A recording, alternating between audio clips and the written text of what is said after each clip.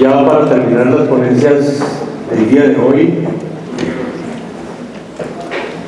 el señor Brigadier General William Rincón, con un tema que se llama Paz, Valor o Principio. General, bienvenido.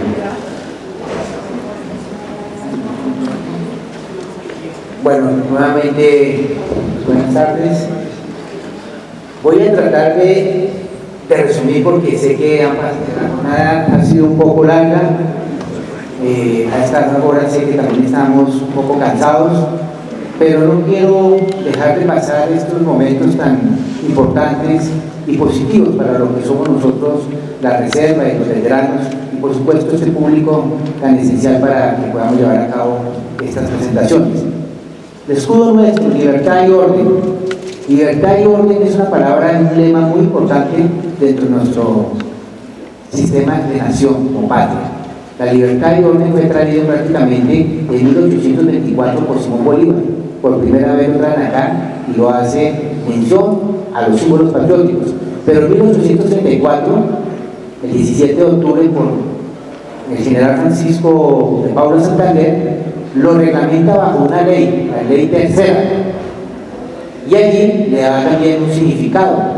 La libertad es como el buen desarrollo del país, la política del país, y además de eso representa la libertad de cada uno de los ciudadanos. Y el orden dice que son todas las buenas costumbres y por supuesto el buen manejo de la dignidad y de la vida de todos de nuestra nación. Digamos que ese es el lema de esta libertad y orden. Pero hoy, ¿cómo estamos? La libertad y orden, ¿cómo está funcionando? Bajo estas dos líneas y estos dos principios nace también, o se viene generando unos partidos políticos, que estamos hablando del conservador y estamos hablando del liberal. No nace de eso libertad y orden, pero los principios y los valores que tienen estos dos elementos tan importantes nacen de estos partidos políticos. Pero bien interesantes porque es lo que le da vida al país para que tenga ese buen desarrollo político, que es el que se merece un país como el nuestro. Pero pasado después de un tiempo, ya vemos prácticamente de 1899 se presenta que la guerra de los 1000 días. Esa guerra de los 1000 días, que fueron casi 3 años. En esa guerra tenemos varios eventos importantísimos. Primero, casi 200.000 personas fallecen. Y esa guerra, ¿entre quién se presenta? Entre liberales y conservadores, lamentablemente. Son nuestros partidos políticos que rigen el país. En este momento no estamos hablando de guerrillas, no estamos hablando de grupos subversivos ni de grupos criminales, simplemente de los grupos políticos que están a la rienda de nuestro país. Finalmente, empiezan a nacer también unos tratados muy interesantes que se tienen que llevar a cabo acá. Y nace el tratado de Neerlandia, que se hace en el Magdalena Medio, en las bananeras.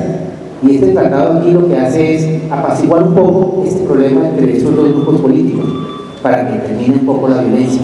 Pero además de eso, es reconfirmado a través del Tratado de Wisconsin, que fue llevado a Panamá. En ese entonces Panamá pertenecía a Colombia. Y allí lo hacen en un barco que era de Estados Unidos, que está totalmente blindado, un barco especial para la guerra, y allí ellos obviamente hacen como personas que son estratégicas para llevar a cabo el conflicto que se está viviendo en Colombia, y lo hacen en 1902. A partir de este tratado nace un tratado nacional. ¿Recuerdan ustedes ese tratado nacional? Donde también se habla, donde los conservadores y los liberales van a disminuir todo ese problema de guerra dentro de nuestro país, que cese la violencia.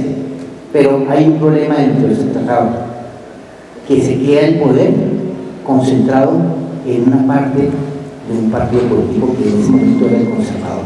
Duró casi 30 años el poder allí. Y fuera de eso, en este tratado también se genera un hecho que marca mucho también la violencia, que es que no podrían existir más movimientos políticos ni más partidos políticos, lo que genera que de alguna manera otras personas con otros ideales, supuestamente con otras ideologías, empiezan a tener un contrapeso contra estos partidos. Y por supuesto empiezan a nacer esas guerrillas liberales que se desprenden de estos mismos partidos. Vienen creciendo, pero se presenta un hecho lamentable que todos conocemos, y vayamos a la historia de 1948, la muerte de José Luis Gaitán, Bogotazo. Se llama la época de la violencia. Hechos trascendentales, que todos conocen ustedes, pero voy a recordar 3 importantes elementos. Primero, mueren más de 130.000 personas en estos hechos. Se destruye Bogotá y se extiende la violencia por todo Colombia. Y aquí nacen otros grupos. Los chubalitas, creo que ustedes lo han escuchado, nacen en una vereda de Chubalita, Boyacá, y obviamente un municipio que es muy fuerte, que es de Boyacá. Y nacen también los pájaros, y posteriormente nacen otros grupos como los bobos, y así se empiezan a desprender varios y varios grupos que empiezan a generar una violencia terrible y fuerte contra Colombia. Allí nace nuevamente ese Tratado Nacional, y lo que tratan es otra vez de bloquear estas peleas y estos problemas que se tienen de conflicto armado, y posteriormente lo que se busca es que estos dos partidos tradicionales mantengan el poder centralizado. Había un caos en Colombia. Aquí en este tiempo, obviamente estamos hablando del año 48, al año 74 más o menos, se generan prácticamente 4 grupos de guerrilleros de importancia en esta crisis del país. Estamos hablando del ELN en el 64, que viene de Santander. Estamos hablando del EPL, que nace más o menos por el lado de Sucre y Córdoba. Viene también el ADO, que es el grupo de obreros, trabajadores, prácticamente, que nace también de Antioquia. Y por supuesto también la FARC, que la FARC ya venía prácticamente también formándose de una manera de diferentes campesinos, y viene parte de lo que tiene que ver la parte de Caquetá.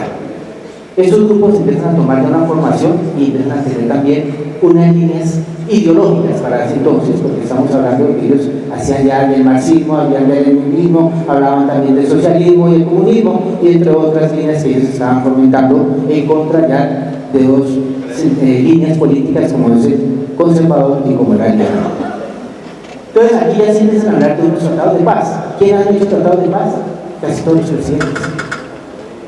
Hablemos de Figueroa Vargas, en su momento, año 82, que saca la ley 35 de amnistía, una ley muy interesante y muy importante, donde genera algunos eventos donde facilita las mesas de diálogo, mesas de diálogo, donde también facilita que ciertos grupos se acerquen y empiecen a generar unos tratados de paz. Se hablaron varios tratados de paz, que es uno de los más importantes en el año 82, porque aquí por primera vez la FARC se sienta allí y empiezan a entregar armas, y también se liberan prisioneros. Y eso ayuda a que el país empiece a tener o se conecte un poco todos los temas de lo que tienen que ver con la violencia de nuestro Estado.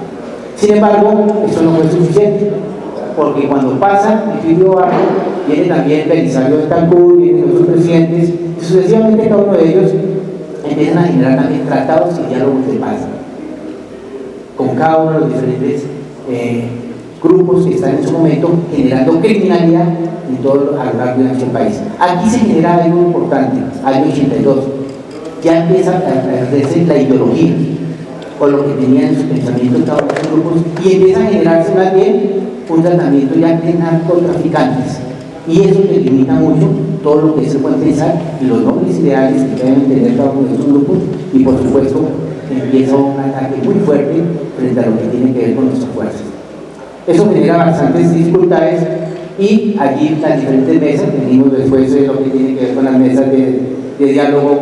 Andrés Pastrana, ustedes saben lo que pasó, año 2006, luego cuando vino el presidente Uribe también, que genera también con grupos paramilitares, otros tratados de paz. El hecho es que aquí todos han hecho tratados. El problema es que ninguno ha logrado llevar a cabo una mesa donde se concentre y se acabe el problema de todo lo que tiene que ver con la violencia en el país. Y ya llevamos prácticamente 70 años. Y ha sido una dificultad que ha tenido que siempre llevar por sus hombros nuestras Fuerzas Armadas.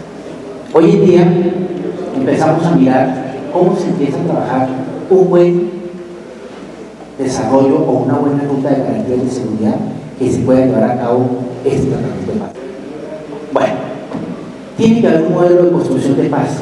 Ese modelo de construcción de paz tiene que llevar a cabo un cumplimiento con un diseño arquitectónico que pueda cumplir los diseños y las necesidades que requiere un país como el nuestro en ese tratamiento de paz. Aquí es importantísimo que todos conozcamos nosotros que para llevar un modelo o un diseño arquitectónico que nos garantice la paz, tiene que haber un conjunto interinstitucional de trabajo. Eso no es un trabajo solamente de nuestras Fuerzas Armadas.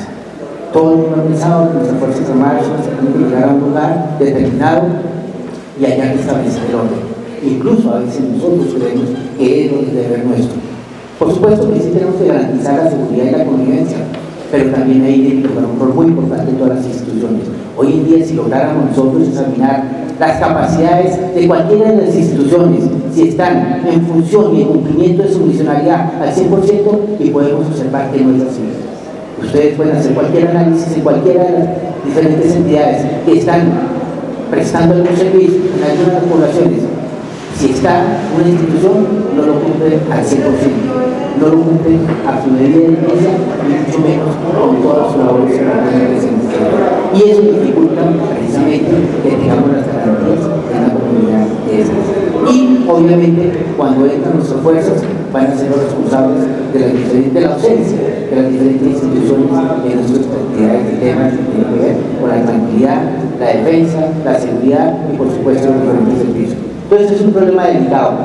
Aquí nosotros hemos traído una línea importantísima de cómo se puede llevar de la manera más acertada un proceso de paz, y es partiendo desde la anticipación. Rara vez hablamos nosotros de qué debemos anticipar y cómo se puede anticipar. Es más, esa palabra está casi fuera de nuestro rigor. Ahí debe haber un cajón especial. La anticipación obedece es a identificar esos riesgos que tenemos nosotros en un sector determinado, y esos riesgos cómo los vamos a asumir para que no se siga generando la cadena de actividades ilícitas o problemas que pueden generar dentro de una comunidad que posteriormente se nos genere una actividad no solamente ilícita, sino también de un riesgo frente al buen funcionamiento dentro de una sociedad. Aquí no hay un sistema que podamos garantizarlo a través del gobierno. Yo sé que ustedes han podido salir a otros países, y lo primero que hacen otros países pequeños y grandes es mirar cómo minimizar todo tipo de riesgo, evaluándolo, analizándolo, llevándolo dentro de una matriz y obviamente trabajándolo para evitar cualquier tipo de hecho. Y eso lo hacemos nosotros como familia, cuando tenemos hijos.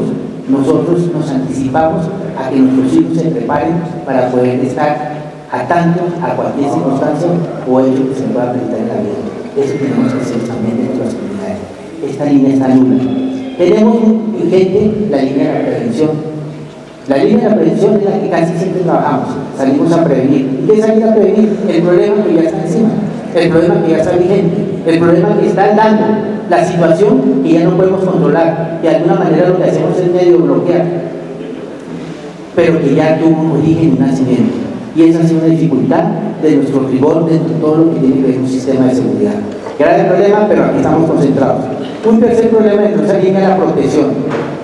Buscar la protección es buscar mitigar cualquier tipo de hecho cuando ya tenemos alguna problemática hoy en día vigente y que tenemos que disminuir. Y buscamos las especialidades, buscamos las áreas o los profesionales necesarios para poder mitigar y generamos la protección. También se hace el mismo rigor hoy en las diferentes instituciones. Y aparte de eso, tenemos una línea bien importante, un cajón que se llama la investigación. Y hoy aquí en Colombia la investigación casi todo está ahí. Todos tenemos que esperar que se genere un hecho para que se investigue. ¿Cómo se investiga? A través de una denuncia. Entonces, denuncie. Hoy la Fiscalía tiene más de 20 millones de procesos. Y el 60% de los procesos que tiene la Fiscalía están quedando duros. Es la única manera que se desarrollen es cuando tienen vigencia, por el tiempo que están guardados allá. Y eso es gravísimo. Y eso genera injusticia. Y cuando un país no tiene justicia, inmediatamente lo que tenemos es un problema de convivencia. Y cuando hay problema de convivencia, no vamos a tener la paz. Eso es algo muy delicado que está sucediendo en el país. Y a eso se le suma la parte de investigación, que si alguna persona puede ser llevada a juicio y se convoca para que se condone, no tenemos cárceles. Bueno, sí, tenemos 28 centros carcelarios en Colombia, pero la capacidad de los 28 centros carcelarios, de los 28, está por un número de 55.000 a 60.000, no hay más. Pero la cantidad de personas que están en esos centros actualmente son de 120.000, es decir, está sobrepasada. Pero fuera de eso, como ya está sobrepasada, ya tenemos 78.000 más que están con medidas de aislamiento domiciliario, que están por fuera cumpliendo, entre comillas, sus delitos.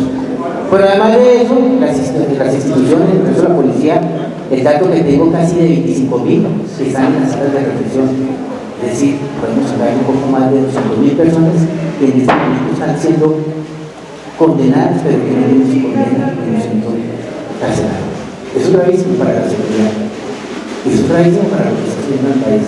Y siguen llegando denuncias, siguen llegando hechos de afirmación, y la fiscalía sigue corriendo, pero no sigue avanzando.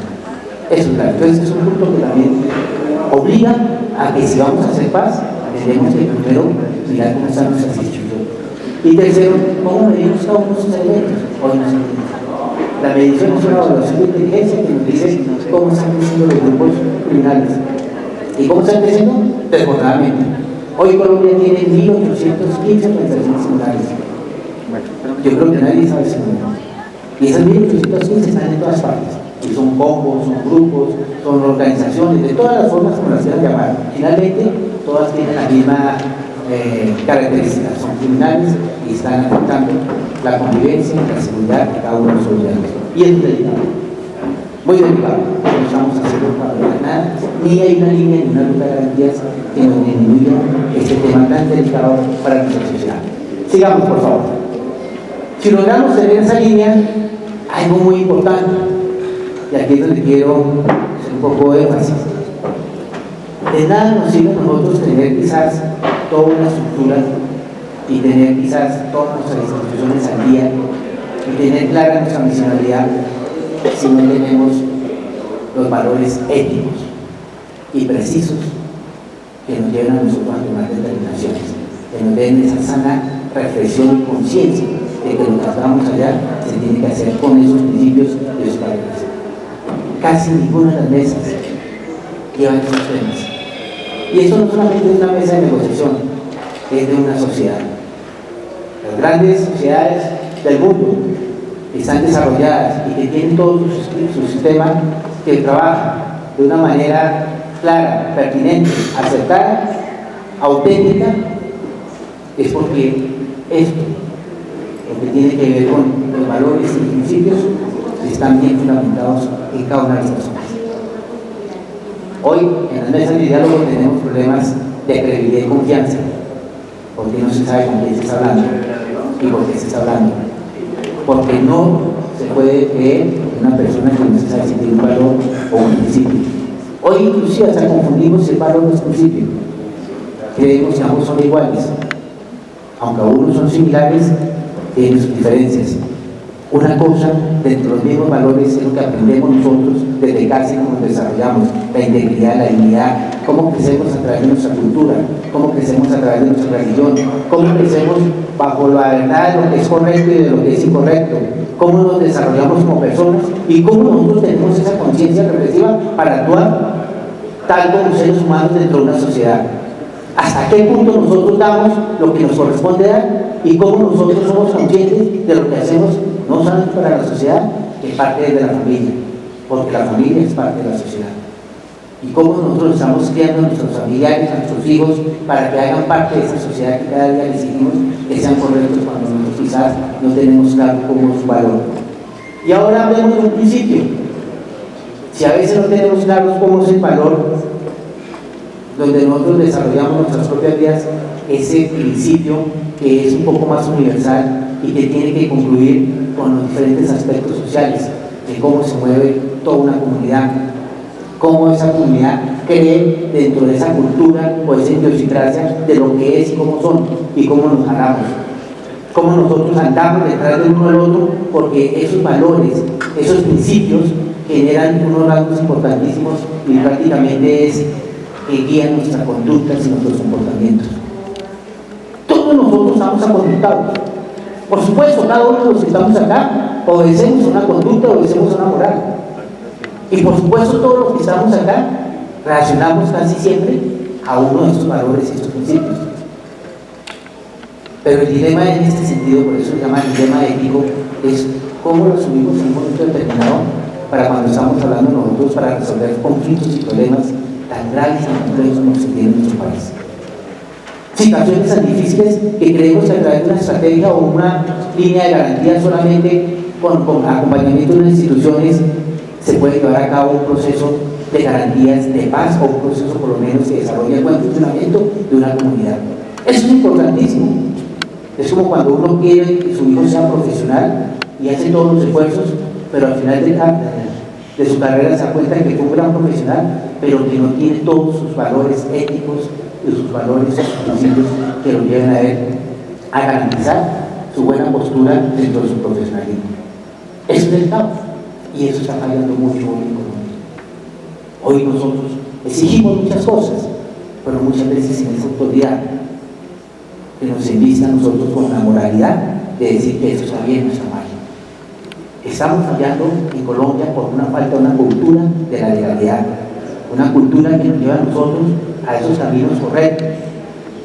Pero con fortuna tenemos instituciones como las nuestras, que son místicas. Todas nuestras fuerzas tienen unos principios y tienen unos valores donde hemos crecido, nos hemos desarrollado, y por eso nos hemos reunido acá y en otros escenarios, no solamente para decir en qué nos convocamos, sino para decir en qué consideramos que está mal, para poder seguir aportando al país de donde nos encontramos. Y eso se llama valores y principios. Entonces aquí quería compartirles a cada uno de ustedes, porque cuando logremos fortalecer un poco de esto, de estos elementos, que no son simplemente elementos filosóficos o científicos, son principios éticos que contienen todo lo anterior y que son fundamentales para el buen desarrollo de una sociedad. Y si logramos que todas las comunidades tuvieran un poquito más de esto, mejora mucho no solamente la calidad de vida, sino va a mejorar la condición de vida. Y la condición de vida es lo que todos pedimos todos los días para estar un poco mejores. Pueden haber grandes instituciones, pero si las instituciones no están conformadas con personas que tengan una calidad de vida, con una condición de vida excelente,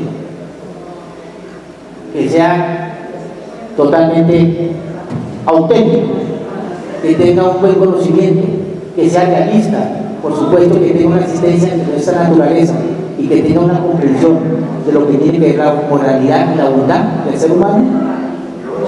Si esa persona tiene esas condiciones, cualquier empresa, cualquier familia y cualquier proceso de paz va hacia adelante. Entonces quería compartirles esto, hice un resumen de toda una cantidad de cosas que teníamos ahí, pero quería llegar que lo importante de todo lo que hacemos tiene que estar acompañado de estos valores éticos, y que la integridad de cada uno de nosotros es la construcción de lo que hacemos día a día, y que la alimentamos de las buenas o de las malas hábitos que nosotros tenemos para construir dentro de nuestra vida, y que es importante para el buen desarrollo de cualquiera de nosotros, y que el desarrollo de lo que usted hace también, pues obviamente tiene un vínculo con el desarrollo de los que están al lado de nosotros. Mil gracias por acompañarnos el día de hoy, mil gracias de verdad por estar con nosotros apoyando, y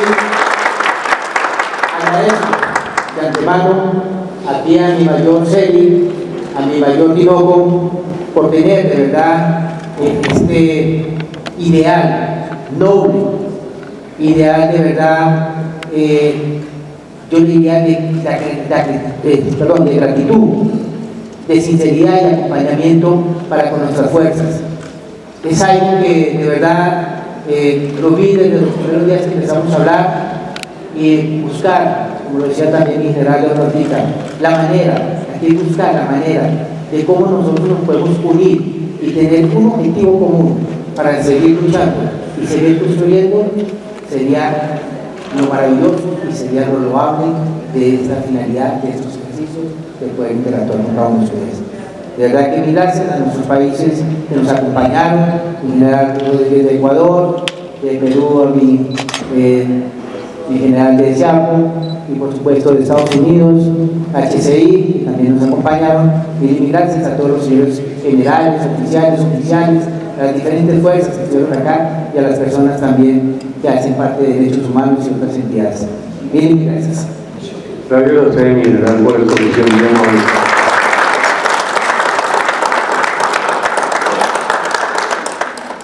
Sobre el reconocimiento que quiere hacerle a la Asociación Mundial de Veteranos Civiles de la Fuerza Pública, en reconocimiento y agradecimiento al señor Brigadier General William Osvaldo Rincón Zambrano por su participación en el primer Congreso Mundial de Veteranos los días 14 y 15 de octubre de 2025.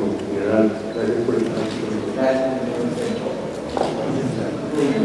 Bueno, pues finalmente